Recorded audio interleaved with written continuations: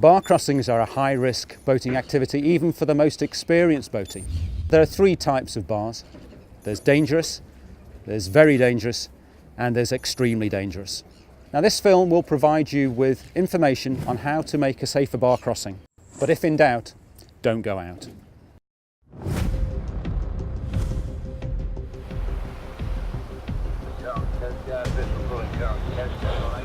Come again, please.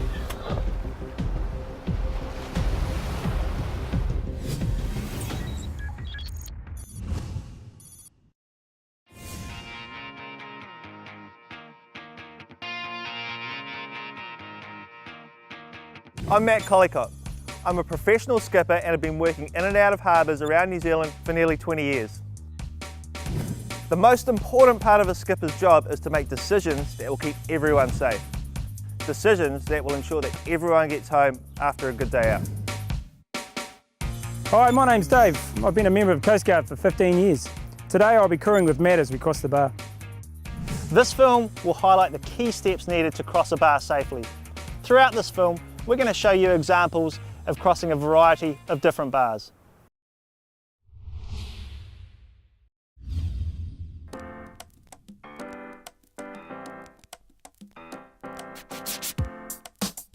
The first thing you need to understand, what is a bar and why they can be so dangerous to cross. A bar is a build-up of sand outside the entrance of a river or harbour mouth. Bars are formed and they continually change with the shifts of sand and silt throughout the area. Weather, current and tide conditions over the bar cause waves that break in an unpredictable pattern. This creates an unstable and hazardous environment for even the most experienced boatie. Every bar is different, so it's really important to familiarise yourself with the local features of the bar that you're planning to cross. Differences include things such as the bar width, its length, the depth, the amount of water that comes in and out of the harbour on each tide, changing channels, and differing land features amongst other things. Your local Coast Guard unit is a good source of information and advice.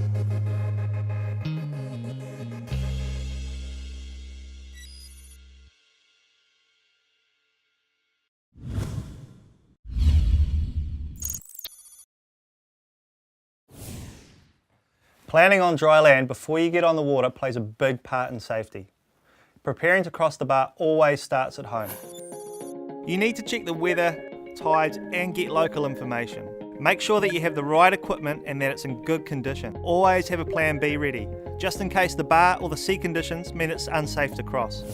Your plan B could be to go another day, go to a different location, or not go at all.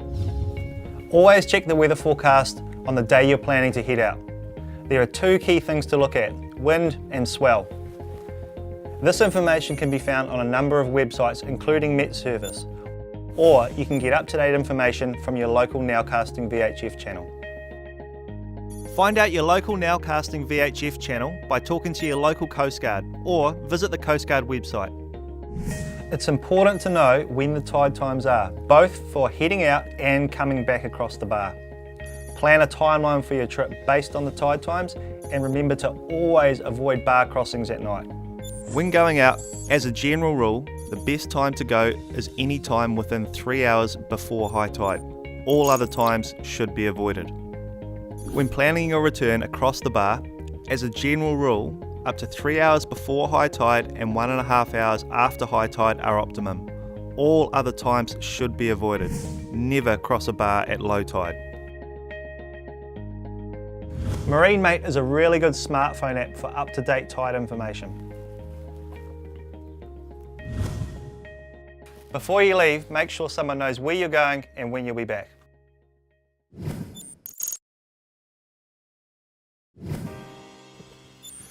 Next, you need to check your boat and equipment. You will need to take with you a life jacket for each person, 2 forms of waterproof communications, GPS and chart, a bucket or a bilge pump for bailing, an appropriate anchoring system, and a backup form of propulsion, for example, oars or a secondary outboard. Remember to secure gear and any loose objects. This ensures that they don't become flying missiles when you're out on the water. After checking your equipment, do a thorough boat check. Check your engine, battery and bilge pump are all working well. Make sure that you have enough fuel. Use the third rule for fuel. Have a third for the trip out, a third for the trip home, and a third spare just in case things don't go to plan. Prior to getting to the boat ramp, head to a place to observe the bar conditions and to plan your route across. Turn on your local nowcasting VHF channel. This is to double check the conditions and confirm whether they are likely to change throughout the day.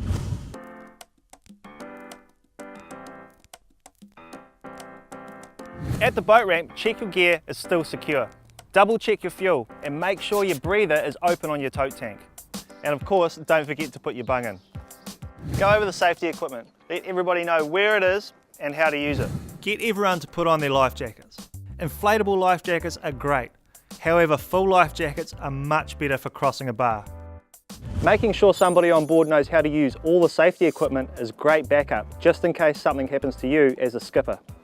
It's a really good idea to run your engine for at least 10 minutes prior to getting to the bar. Once you're underway, do a trip report with the Coast Guard.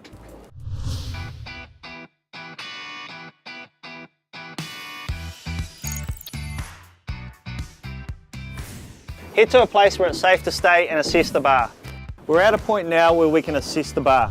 First, I'm looking for obstacles in or on the water, things like kite surfers, fishermen, other vessels, logs, buoys or beacons. Now I'm going to watch the waves. These waves will come in sets. Our assessment of the bar could take up to 20 minutes. So we've been out here for about 10 minutes and we've had a really good look.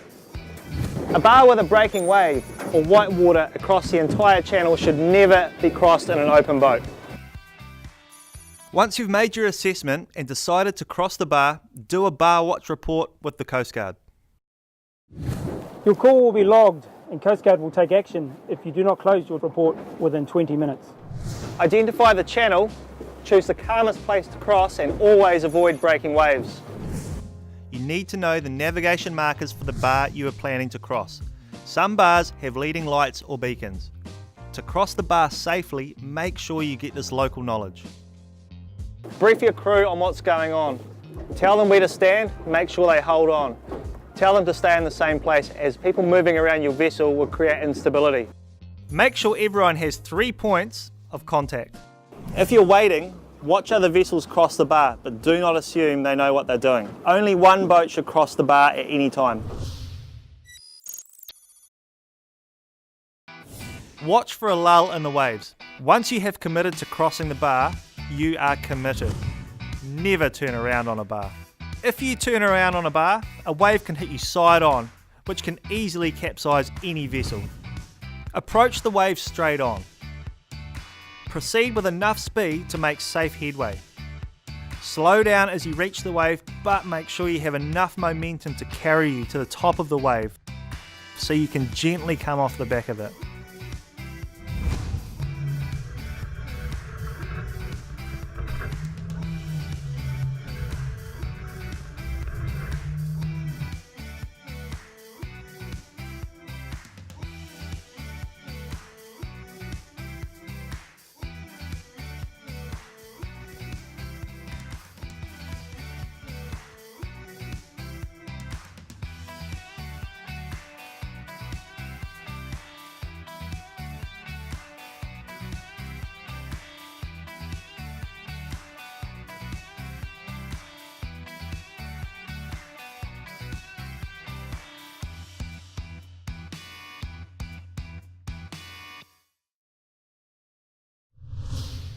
One of the most common mistakes made when crossing the bar is exiting the channel of the bar too soon.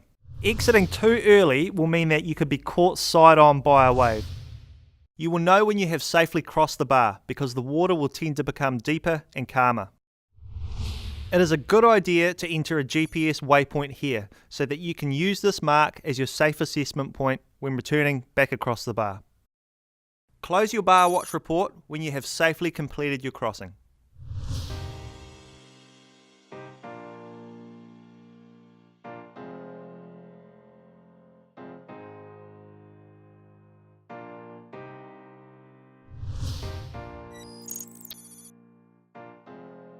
When returning across the bar, go back to that GPS waypoint and watch the bar. Before committing to returning back across the bar, you need to ask yourself, are the conditions safe? Is the tide suitable? If the bar is unsafe to return across, or if you are unsure, wait or use your plan B. Again, secure all loose objects and remind your crew to hold on and stay in the same place while crossing. Assess the waves. Again, identify the local channel markers to help you navigate your vessel back across the bar safely. Pick a wave to cross the bar. You need to stick with one wave, no fooling around with any other waves. Stay focused on what's ahead. One of your crew can keep a lookout behind to let you know if the wave behind you is catching up with you. If you don't stay with the wave you've chosen, your boat will fall behind, risking the next wave catching up with you and capsizing your vessel. Ensure you proceed straight on at an adequate speed. You will know when you have safely crossed the bar because the water will tend to become calmer.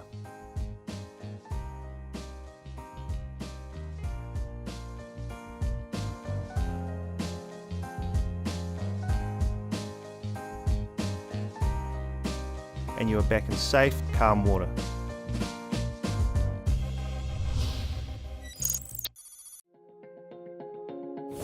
Remember to close your trip report when you're safely back at the boat ramp.